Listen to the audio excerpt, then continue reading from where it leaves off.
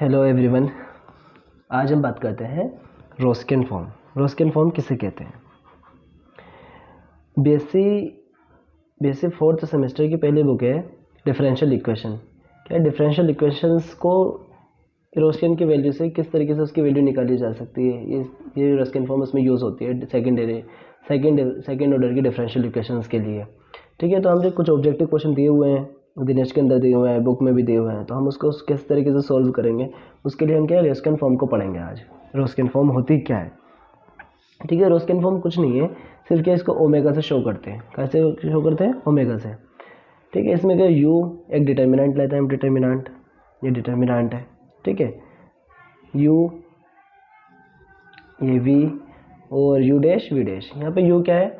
You और we जो क्या होते हैं यहाँ पे सेफ होता है ना, जब हम किसी डिफरेंशियल सेकेंड ऑर्डर की डिफरेंशियल इक्वेशन का कॉम्प्लीमेंट्री फंक्शन सी एफ निकालते हैं। तो जैसे एग्जांपल के लिए मैं बता दूँ, जैसे जैसे वो आते हैं, क्या बोलते हैं, फैक्टर आते हैं ना, 1,2 आते हैं अलग अलग रियल एंड, तो उसके लिए सी एफ कितना होता था आपको याद होगा। क्या पढ़ते थे हम इसको? C1 e की power x plus C2 e की पावर 2x, इस टाइप से। ठीक है, यहाँ पे क्या होता है, ये पहला वाला जो होगा वो u होगा, पहला वाला क्या होगा? वो u होगा, और दूसरा वाला होगा जो v है वो होगा e की पावर 2x। और ये डैश लगा हुआ है, डैश का मतलब आपको पता ही है, डैश का मतलब होता है डेरिवेटिव। इसका डेरिवेटिव इसके अंदर पुट कर देंगे, इसका डेरिवेटिव इसके अंदर पुट कर देंगे। भाई इतना इजी क्वेश्चन है, करना ही है। जैसे आप एक दी गई है, जैसे ये हमें सबसे पहले क्वेश्चन दिया गया है, क्या है कि d2y/dx² + 4y = 4 sec² 2x। हमें करना क्या है इसका? एक क्वेश्चन लीजिए, जैसे हमने इक्वेशन क्या है, d2y/dx², ठीक है, प्लस 4y = 4 sec² 2x। हमें करना क्या है? सी एफ निकालना है इसका। सबसे पहले हमें क्या करना है? सी एफ निकालना है। सी एफ निकालने के लिए आपको पता है इस पार्ट्स की कोई ज़रूरत नहीं होती सी एफ निकालने के लिए। सबसे पहले हम क्या लिखते हैं? उसकी ऑक्सिलरी इक्वेशन लिखते हैं। ऑक्सिलरी इक्वेशन के लिखने के बाद उसके फैक्टर निकालते हैं। फैक्टर निकालने के बाद अगर फैक्टर देखते हैं रियल है या इमेजनरी है, ठीक है, वो फैक्टर देखते हैं रियल है या इमेजनरी है, डिस्टिंक्ट है, रियल भी हो अगर सेम है तो उसके लिए अलग सी एफ निकालते हैं, और ठीक है अगर इमेजनरी हो उसके लिए सी एफ अलग होता है, और सेम हो उसके लिए अलग होता है। ठीक है, सी एफ निकालने के, सी एफ अगर बताने लग जाऊँ तो मैं बहुत लंबा टाइम लग, बहुत बड़ी वीडियो हो जाएगी, इसलिए जो ना सीधा बता रहा हूँ मैं।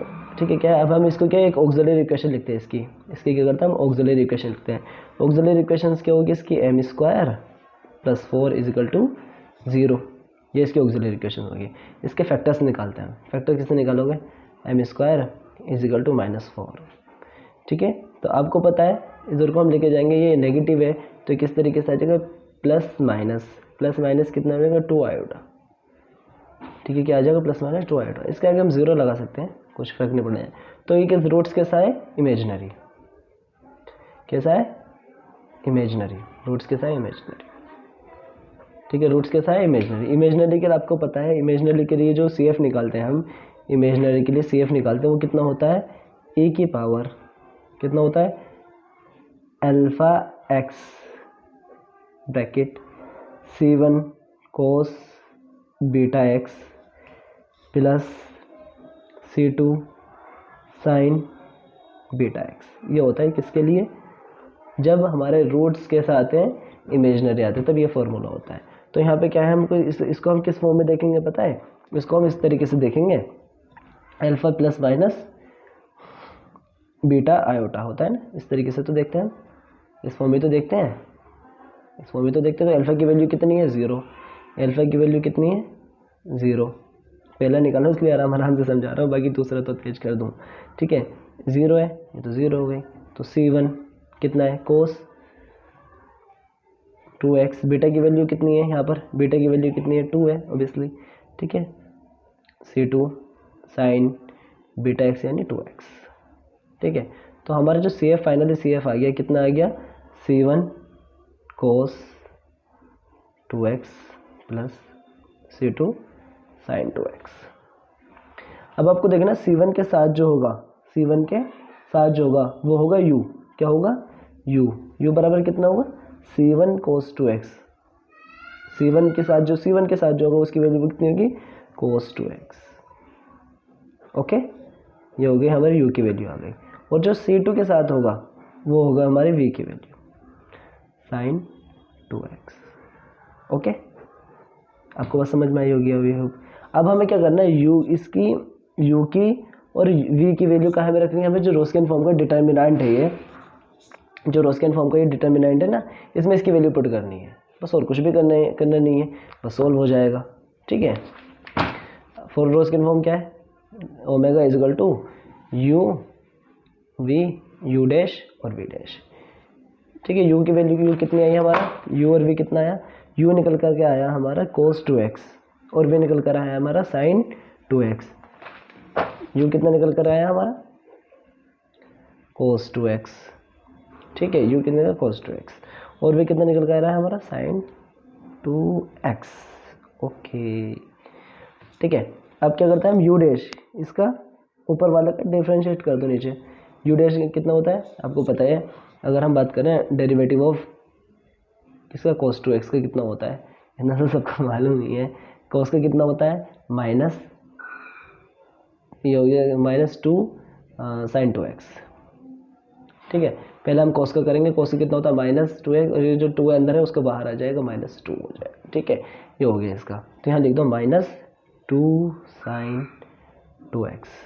Okay, yes, okay. अब हम देखते हैं sin 2x का कितना होता है, 2 cos 2x।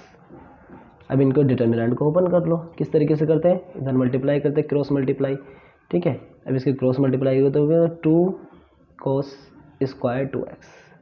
ठीक है, माइनस, जब इसकी इधर क्रॉस मल्टीप्लाई करते हैं तो एक माइनस बीच में आता है, और माइनस माइनस प्लस हो गया, +2 sin स्क्वायर 2x। ठीक है, 2 कॉमन आ गया। अब ध्यान रखना, ये जो वैल्यू है आपको पता है एंगल सेम है, और cos square plus sine square है, इसकी वैल्यू कितनी होती है 1, इसकी वैल्यू कितनी होती है 1। तो ऑब्वियसली कितना आ गया ओमेगा, यानी रोस्कियन की वैल्यू कितनी आ गई 2। इस तरीके से इसको सोल्व करते हैं।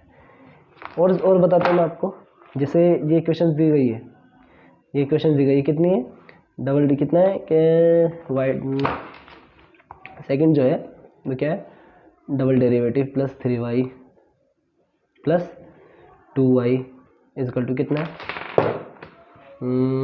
3y इजकल टू e की power x, e into e की पावर x। हमें निकालना है इसका, सबसे पहले हमें क्या निकालना है, इसका सबसे पहले हमें क्या निकालना है CF किस तरीके से निकालेंगे हम, इसको सबसे पहले ऑक्सिलरी इक्वेशन लिखेंगे, ऑक्सिलरी इक्वेशन लिखो +2 इजकल टू 0। देखो इसके कोफिशिएंट m स्क्वायर का कोफिशिएंट कितना है 1। इसकी एक शॉर्ट ट्रिक होती है, इसको क्वाड्रेटिक इक्वेशन को सोल्व करने के लिए इसको इस तरीके से स्प्लिट कर लो कि इसको प्लस करने पर तो यही बन जाए, और मल्टीप्लाई करने पर जो ये वाला पार्ट है ना वो बन जाए। देखो आप इसको प्लस करोगे तो ये बीच वाली टर्म बन रही है, इसकी मल्टीप्लाई करोगे तो ये वाली टर्म बन रही है, बस इसके आगे m लगा दो, खत्म, ऑब्वियसली 0 बन गया। तो m की कितनी वैल्यू हो गई, m बराबर आ गया -1, -2। अब इसका CF किस तरीके से निकलते हैं, रियल है लेकिन क्या है डिस्टिंक्ट है, अलग अलग वैल्यू है, तो इसका CF किस तरीके से निकलता है, CF होता है इसका C1 e की पावर x, याद है इसको m1x लिखते थे, नहीं लिखते थे, m1x प्लस C2 e की पावर m2x, क्योंकि रियल है लेकिन डिस्टिंक्ट है, अलग अलग है, तो ये वैल्यू, तो CF कितना हो गया C1 e की पावर कितना है -x हो गया, C2 e की पावर m2 कितना है -2x हो गया। तो ध्यान रखना जो C1 की वैल्यू है, C1 की वो किसकी वैल्यू हो गई, वो किसकी हो गई u की, u बराबर कितना हो गया e की पावर -x। ठीक है, और यहाँ से कितना आ गया, और v बराबर कितना आ गया e की पावर -2x। अब रोस्कियन फॉर्म लगा दो, रोस्कियन फॉर्म किस तरीके से हमें पता है, W ओमेगा बराबर कितना होता है u v u dash v dash. ठीक है, अब इसको सोल्व कर लो, इधर को साइड को, u की वैल्यू कितनी है, ओमेगा बराबर u की वैल्यू कितनी है, u की वैल्यू ये रही e की पावर -x, v की वैल्यू e की पावर -2x। ठीक है, e की कितनी है e की पावर -x और v की -2x। इनके नीचे इनका डिफरेंशिएट लिख दो, कितना है ए की पावर माइनस एक्स का डिफ्रेंशिएशन कितना होता है, ए माइनस ए की पावर माइनस एक्स, और इसका कितना माइनस टू ए की पावर माइनस टू एक्स। ठीक है, मल्टीप्लाई करो, देखो माइनस के टू ऐसे रहेगा, ए की पावर माइनस ये कितना है, ये कितना, ए की पावर माइनस टू एक्स, और ये ए की पावर माइनस एक्स कितना होगा, ए की पावर माइनस थ्री एक्स, ए की पावर माइनस के कितना थ्री एक्स। ऐसे यहाँ करो, माइनस है माइनस माइनस प्लस हो गया, ठीक है, प्लस ये कितना है माइनस एक्स और माइनस टू एक्स कितना हो, ए की पावर माइनस के टू एक्स कितना हो गया, ए की पावर माइनस टू एक्स नहीं थ्री एक्स हो गया, टू एक्स नहीं थ्री एक्स हो गया, ए की पावर माइनस थ्री एक्स। ठीक है, ओके क्या, अब देखते हैं हम कितना हो गया, यहाँ से ए की power minus three x common आ गया, तो ये कितना हो गया माइनस के टू प्लस वन, तो कितना आ गया माइनस ए की पावर माइनस थ्री एक्स। ये आ गई रोस्केन फॉर्म। ठीक है, ये आ गई हमारी रोस्केन फॉर्म। आई होप आपको समझ में आएगी, कुछ भी नहीं है रोस्केन फॉर्म में निकालने में। आपको कोई भी एक देखो, ये थर्ड दे रखा है, मैंने थर्ड दे रखा है, इसका आप जो है रोस्केन फॉर्म से वैल्यू निकालो इसकी, बहुत ही आसान तरीका है, कुछ नहीं है। रोस्केन फॉर्म आपको एक डिफरेंशियल इक्वेशन दे दी जाएगी, उसको कुछ नहीं करना, आपको क्या निकालना, CF निकालना। बस इसकी एक नेसेसरी एंड सफिशिएंट कंडीशन है कि आपको CF निकालना आना चाहिए। Obviously first and last wording अगर देखो ना, आप इसकी रूल देखो तो आपको CF निकालना आना चाहिए। CF अगर आपसे आता है तो आपके लिए बिल्कुल चिन्ह दी है ये। ठीक है, हो गया। जो अब ये है, इसका जो ना आपको कुछ निकालना, CF निकाल लेना। CF जैसे आपने निकाला, जैसे हमने इसका CF निकालने के लिए सबसे पहले ऑक्सिलरी इक्वेशन लिखते हैं। अरे चलो यार, एक लो अभी हाथों हाथ CF भी बता ही देता हूँ किस तरीके से क्यों होता है नहीं, बता ही देते हैं CF के बारे में भी। लाओ CF के बारे में भी बता ही दो, है नहीं। देखो, जब हम किसी भी इक्वेशंस के कोई भी डबल डेरिवेटिव इक्वेशन देखे उसके हम फैक्टर निकालते हैं। हमने क्या निकाले, फैक्टर निकालते हैं हम उसके, क्या करते हैं हम फैक्टर्स निकालते हैं। क्या करते हैं हम उसके फैक्टर्स निकाले हमने उसके फैक्टर्स। अगर देखो सबसे पहली कंडीशन है फैक्टर अगर रियल है, रियल का मतलब रियल तो समझते हो ना, 1 0 -1 रियल वैल्यूज जो होती है, अगर वेक्टर रियल है तो जो CF निकालेगा, CF किस तरीके से निकलेंगे, CF किस तरीके से निकलेगा, CF निकलेगा C1 e की पावर m1x, ठीक है, प्लस C2 e की पावर m2x, ठीक है, प्लस C3 e की पावर m3x up to so on. जितने फैक्टर होंगे, लेकिन अलग अलग ये तब है जब रियल डिस्टिंक्ट होंगे। किसे होंगे, डिस्टिंक्ट होंगे। डिस्टिंक्ट का मतलब होता है अलग अलग, अलग अलग, हिंदी में भी लिखते हैं अलग अलग होंगे। ठीक है, हाँ। अब अगर हम बात करें सेम हो जाए, रियल तो आए लेकिन कैसा आए, सेम आए भाई साहब। कैसा है भाई, आए तो लेकिन सेम आए। तो इसके लिए क्या करेंगे हम कि भाई इसके लिए CF कैसे निकलेगा, जैसे मैं बताऊँ, m1 बराबर 2,2 आ गया, m बराबर 2,2 आ गया। इसके लिए जैसे हम क्या, जब रियल होंगे, जब रियल भी होंगे सेम होंगे, लेकिन तो हम क्या करेंगे, इसके लिए लगाएंगे CF के लिए CF बराबर कॉम्प्लीमेंट्री फंक्शन जिसको बोलते हैं। इसके लिए लगाएंगे हम C1